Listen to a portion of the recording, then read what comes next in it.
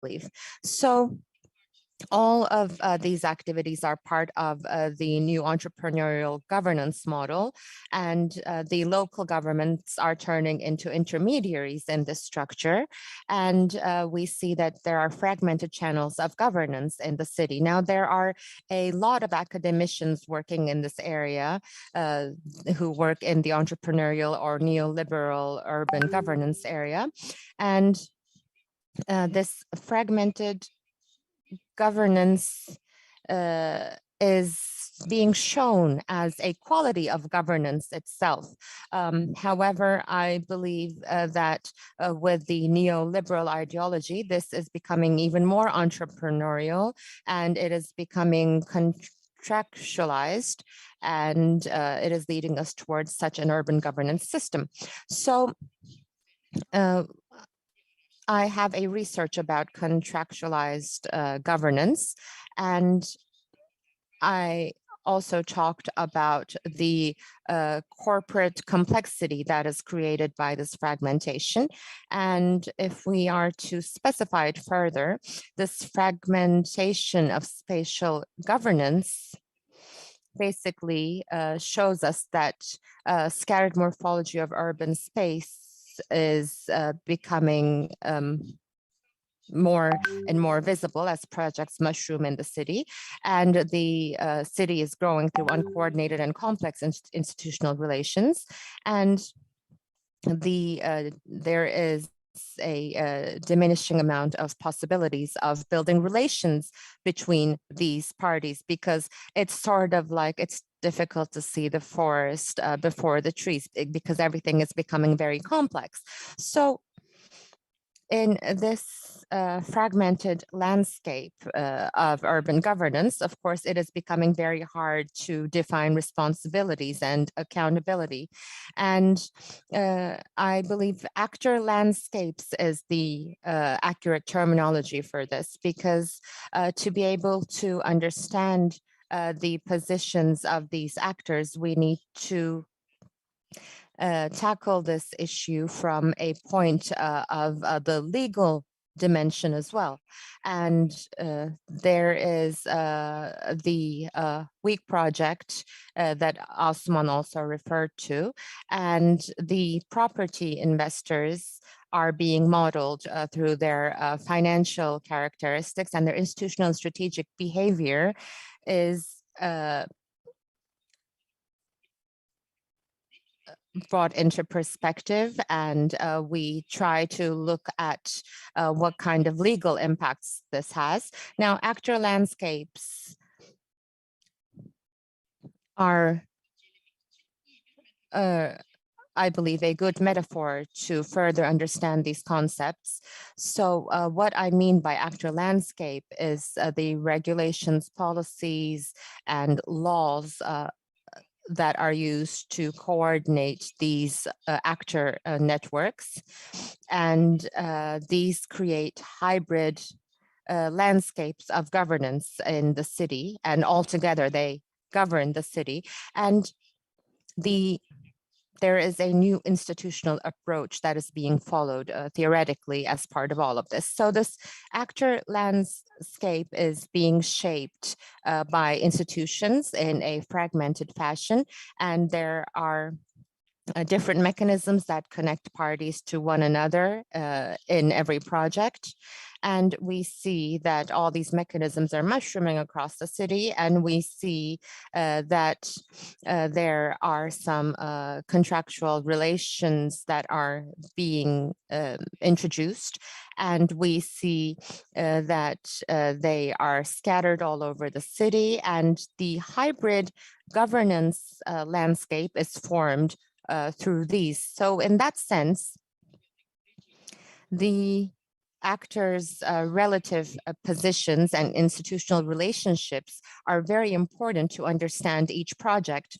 Again, when we use Amsterdam as an example for residential development projects, we can see that in all the colorful areas, we see the institutional regulation packages. These mushrooms are all over the city, and there are micro regulation practices across the city for regulations, contracts, rules, official and unofficial agreements. So basically, the city is being shaped in fragments, and it is becoming very hard to understand how the city is being shaped, because in all this complexity, the planning process loses its opportunity to get a grasp of how the city is being governed as a whole. And I believe governance architectures is an important terminology here. It's an appropriate terminology. Now, governance studies, for example, European Union, human rights regulation, they usually use this terminology, the terminology governance studies, to explain concepts, complex concepts as part of the European Union and human rights regulation architectures. But basically, fragmented governance architectures is a terminology that is appropriate to understand the institutional infrastructures of hybrid neoliberal governance formulations in the city. And we are using it as a framework to create models. So how are we doing this? When we look at the fragmented governance architecture of Amsterdam, how are we trying to understand it? Well, first we try to understand the legislation infrastructure, and in different periods in time, there are more than one regulation that has been applied. So there's quite a complex institutional structure, series of them. And now in the Amsterdam metropolitan area, in terms of residential development, we collected all the regulations. We created a collection of these regulations, and I would like to share that with you. And with every political era, starting from 2000, with various governments that came to power, you see the laws that were passed at various scales. And you see the regulations and legislations. These are across different periods of time to govern the residential development in the city. And especially after 2008, the economic depression in 2008, we see that there is an intensity created in this sphere. So laws or institutional regulations that are trying to govern the city are being developed as a reflex to the developments rather than trying to act as a norm. And secondly, after understanding the legal infrastructure, we need to perceive the behavior of actors in relation to these models. And in this project that is still ongoing, we looked at the property investment companies, and we tried to model their behavior. We used a big data set for this. So we looked at the purchases and sales of the property investment companies. And we looked at the type of capital, ownership composition, and the institutional strategic behavior. And we tried to understand how property investors are behaving in Amsterdam with creating models. Now, I'm not going to go into these complex analyses. We don't have time for that anyway. But basically, the dominant investor profile and creating a meta map for this really helped us in understanding this complex structure. So we created 4 different layers, and we looked at how these companies are distributed. We then created a map. So where are they spatially? And other than that, how do they behave? And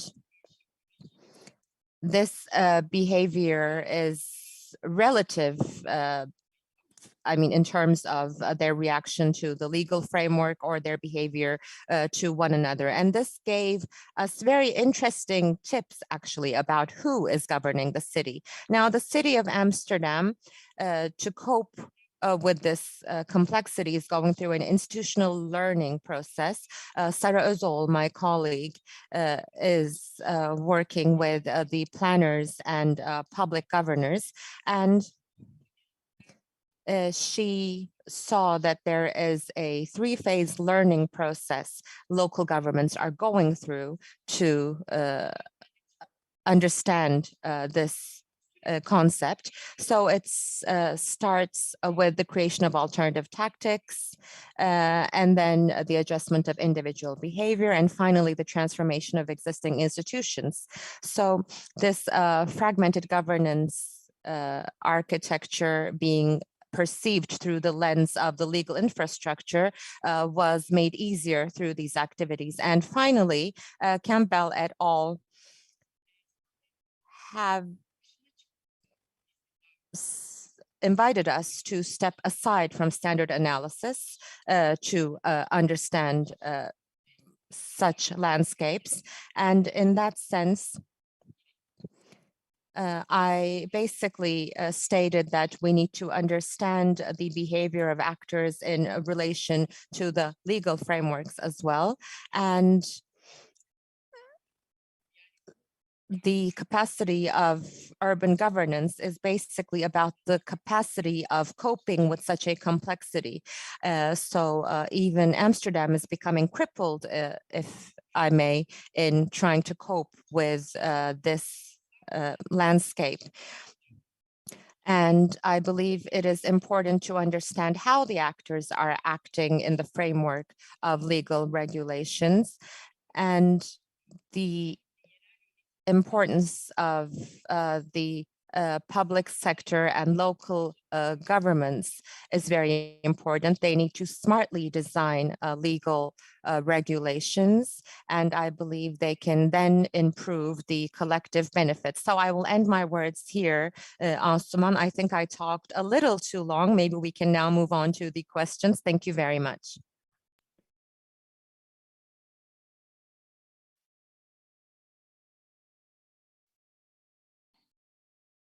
Thank you very much, Tuna. It was a very complex topic, and I believe we understood it. I don't know. It was quite a complicated structure. In fact, you sent some articles. I read them. So this liberalization in the market is founded on, making us understand nothing. I was suspicious. It's not a joke. The fact that we cannot perceive these movements is because is leading us to not generating these laws. In Amsterdam, there is this new rule 40-40-20. If you're building a new residential project, or if you are making a residential investment, 40% should be affordable. It should be accessible for rent. 40% should be social housing, and 20% is luxury. So this is defined in the law. There are some rent intervals that are defined. Everything is very well planned, but what is not planned is the time restriction. You start investment, and 1 year later, the rent is tripled. So I talked about the loop, the three level loop learning, and so they started to freeze the rent for 25 years. But you really cannot perceive which company behaves how. So I think the smart city should be something like that. Yes, so there are new conditions that emerge all the time. So it's very important to adapt to those changing conditions. That's what we see. I have a question for you, Tuna. You examined the situation in Turkey, perhaps not in this framework, but you did examine Turkey. So what is the difference compared to the actors in Turkey? In fact, the behavior styles of these actors, do they know how much is there, how much transparency is there? And when you are collecting data, is there a transparent access to data, or is everything running behind closed doors? So what is the most formal or informal area aside from the corporate space? There is one question, and it may be related, you may respond related to that question. Does the public and civil society have the power to influence those actors? So can the public benefit from this transparency? Are they aware?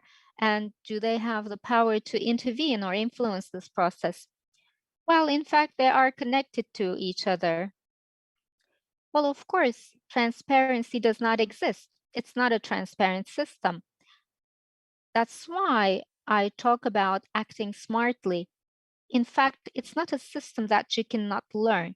The only issue is that the data is behind closed doors. For instance, in order to conduct this research, we had to buy a data set, and they gave us an academic discount because we got this budget from the EU. We could buy this data set. And in this data set, all the buying and selling is listed. You can see the list of all the transactions throughout Europe based on location. So there is this tremendous geographical analysis possibility. Of course, I did not go into the quantitative process. I mainly focused on who is there. I tried to categorize the actors. That's what I tried to do in the study. And in fact, local governments do this too. You're asking about the situation in Turkey. Well, of course, there is a very different cultural structure in Turkey. For one thing, there is a very broad construction sector, and it has a very complicated structure. Perceiving this complicated structure and how it has an effect on the real estate investors requires that you see and know the cultural transformation. But after the cultural layers, this is the map that you're faced with. I showed you the 4-layer perceptual process, and these were the kinds of indicators that we looked at. We looked at the categories of actors for investors who stayed the longest in the city. We presented this to the municipality and asked them, are you aware of this? Wouldn't it be better if you worked with companies that make long-term investments? You are cooperating with speculative companies. They just stay for 1 year or 2 years and they move their capital to somewhere else. For instance, the municipality can come up with a map and devise their own strategies. We could also do that, but we're not doing this. We just say it's complicated and we push it aside. So I think we need to go into this process. Well, yes, there is a problem of transparency, but also the real estate sector has this great knowledge industry. I mean, it is this incredible network. They share this knowledge and research with one another, and it's possible to enter these networks, but you have to pay for it. There's the Urban Land Institute, for instance, and thanks to this project, I became a member to the Urban Land Institute. And when you go into that world, there are all these reports, and it's overwhelming. There is just too much information that they share. So what's interesting is that municipalities are now entering these networks. So the municipalities have the characteristics of acting like entrepreneurial companies. There are these MIPIP or MAPIP kind of real estate that the municipalities are going to. They introduce themselves as companies.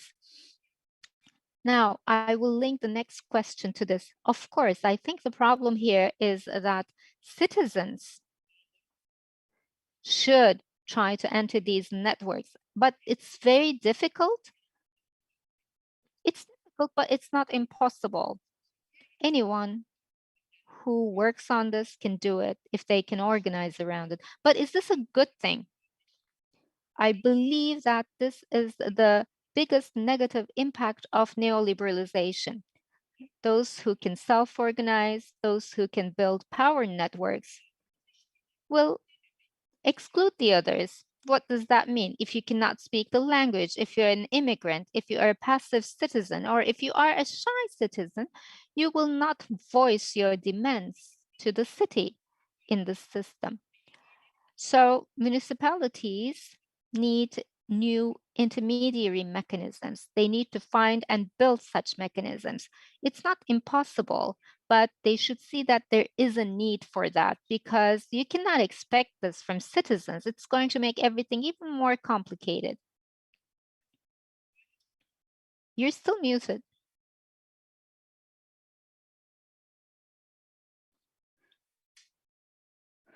Well, in this process, I read your article, so you actually talk about affordable housing. Is this a policy, and what is the outcome of that process? Then I will ask some more questions. For example, are there any empty houses as a result? I mean, was it a need-based? Was it well calculated? So we talk about their mushrooming in the liberal market. So how is it regulated? Well, that's where the problem arises, Asuman. It's because that's why the Netherlands failed in this transformation, because there was this top-down organized system that they had in the past. And in this system, the state had the Ministry of Planning, and every 5 years they used to identify a certain figure. They used to say, these are the number of houses that we need. These are the areas where we need them. They used to work with the municipalities, and they used to assign a role to the municipalities to create zoned land. And after that, I'm not talking about investors or developers. There were construction companies. The municipalities would let the construction companies to enter and build in that zoned area. But of course, it was a welfare system. It was a status system. And there were these affordable rent development companies in that system. And of course, this is a part of neoliberalism. These companies disappeared. In fact, they went corrupt. They grew so much and they acted so much like an investor that they went beyond their borders. They went bankrupt, and the state punished them. As a result of this punishment, they said, we are leaving everything behind and let the municipalities do whatever they do. We're not in the game anymore. So after this,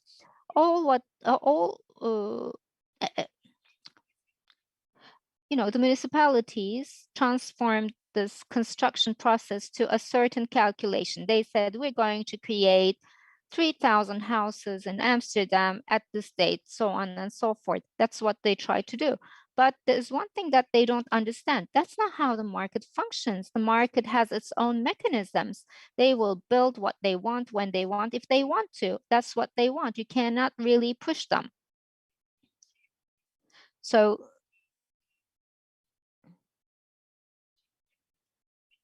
you have to make those mechanisms attractive, and you have to speak their language. And since they failed to do that, those numbers never could reach what they wanted. And even if they did, it wasn't enough. Right now, in Amsterdam, the housing prices increased twofold in the last 5 years. There is this incredible housing problem because they picked the wrong investors. They attracted the wrong investors to the city. They were short-lasting, speculative luxury houses. That's why they have this new law now, 40-40-20. For the last 2 years, that's what they've been working on. How can we limit this is what they're thinking right now. So, but this was a reflexive act. It was a reactive act. It was not like a long-term solution, but it was more like a reaction to the trouble, and they're trying to get rid of that. So they don't understand the market dynamics. That's the kind of problem that we are experiencing. And can the market actors adapt to this 40-40-20? Aren't there complaints about profitability and so on there? I'm sure there are problems there too. Yes, sure, there is. In fact, there are about 50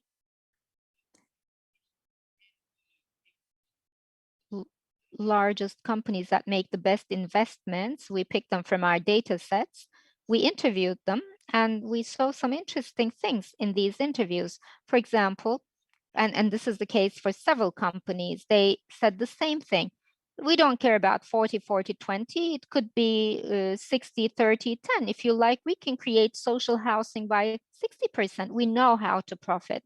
But then you have to define something certain for us.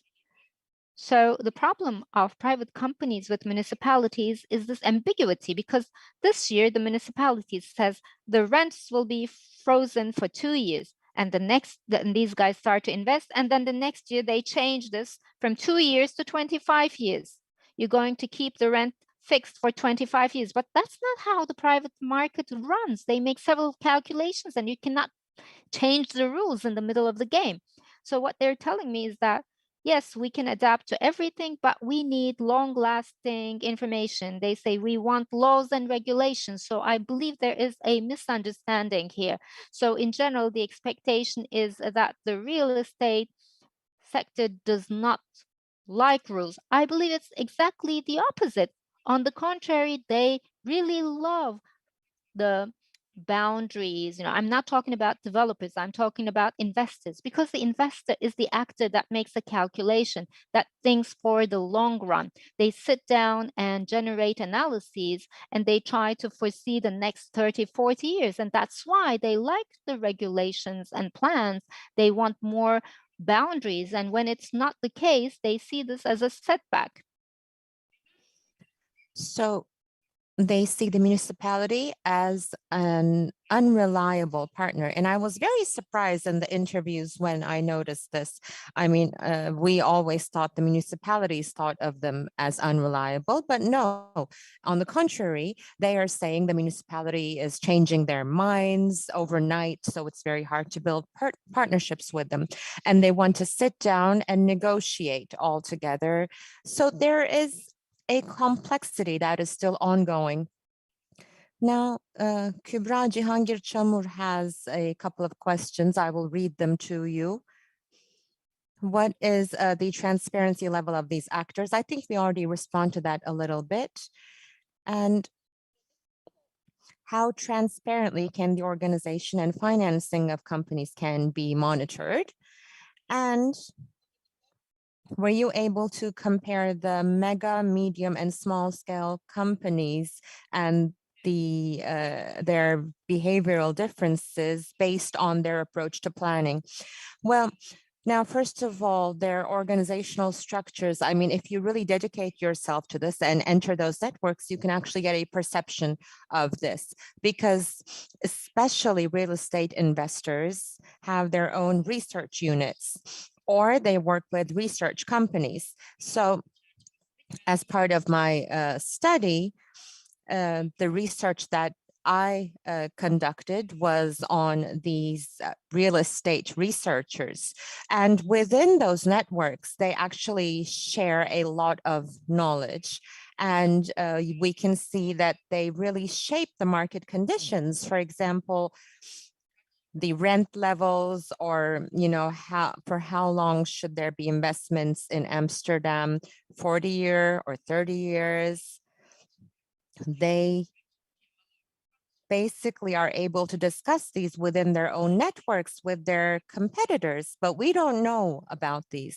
How transparent are these? Well, if I was able to access this information, everyone can, and especially the municipalities are much more able to access information because they're part of the system. But I mean, it's not really transparent. It's more of a structure that is opaque. So what was the other question? The differences in the behaviors of mega, medium, and small scale companies. Well, in the data set, it was very interesting. You can see all the transactions, and I saw many small companies. When I talk about a small company, they invested 2 million euros this year. Next year, they're not investing. The year after, they're investing 500,000. Basically, any individual who has a couple of $1 million in their pocket, because there's a lot of speculation in Amsterdam. Everyone knows that if you invest, you earn. So I couldn't show you all that analysis. I mean, we had some quantitative analysis as well, but basically, the gain of these small scale companies is even more than the big scale companies. And we said to the municipality, you know, you need to work with these big scale companies who plan for 30, 40 years, because you can shape them. You can say, we want more green space, we want more public housing, but it is not that easy to manage the small scale companies, and there are so many of them, and there is a lot of speculation that they are managing. So I think we need to incentivize this in such a way. And there is an economic department within the municipality, and then there's also the planning and sustainability department, and the relationship between these two departments is also very weak. So they are sort of in competition with one another. So this diversity is not just among investors, but there is a huge diversity and competition within the public sector itself as well. So I believe they need to come closer. And I mean, when you look at the context in Turkey, there is more of a bureaucratic hierarchical structure.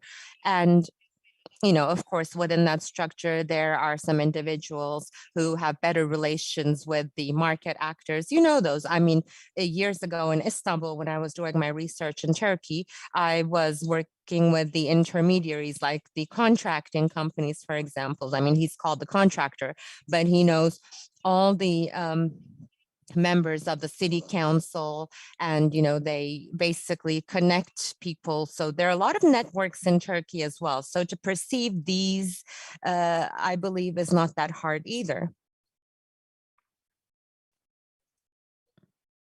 We have one more question from Arzu Basharan Uysal. The dispossession trend in Europe, and especially, for example, in Berlin. What do you think about this? She asks. So that's why I was saying, I mean, this bill was recently passed, so maybe we haven't seen the results yet, the act that you mentioned. But anyway, let's continue with this question. Well, I believe it's very good. I mean, I believe dispossession is very good. Berlin is doing this greatly. Vienna is doing it in a great way as well. The public housing projects are going very well in both these cities. And when you look at the Netherlands, 98% of Amsterdam is public land. And the fact that it's public land is not enough. I mean, the mentality needs to change. I believe that's the problem in the Netherlands. It's the neoliberal entrepreneurial approach that the state is getting carried away with. So they're moving away from their welfare state structure, and they're getting carried away with this neoliberal entrepreneurship. And okay, I mean, the land is public land. So I said 98% was public land, and out of that, 80% belongs to the municipality and the rest belongs to various ministries, but there are leases on top of them. And it's basically being used as if it's not a public land, and there are new mechanisms being established, and that is creating new profits for various groups. And I believe Berlin is doing a great job because that's the mission they have adopted. And they are reviewing the alternatives within the municipality. They have the mechanism required for this. In the Netherlands, it's basically been pushed to building collectives and cooperatives. So self-housing, self-building, these are being promoted as if they are really great developments. But someone who doesn't have 500,000 euros in their pockets cannot be part of those collectives. So again, these are excluding various groups. I mean, yes, the citizens are organizing themselves, but it is only the citizens who have money in their pockets who are organizing themselves. So the mentality is very important here. The municipality needs to have a narrative. So I'm looking to see if there are any other questions. How much time do we have? We have around 5 more minutes. Are there any other questions?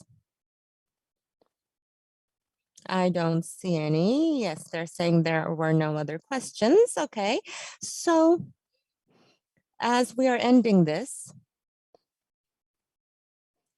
we we talked about an urban structure which was governed by the state, a more central approach.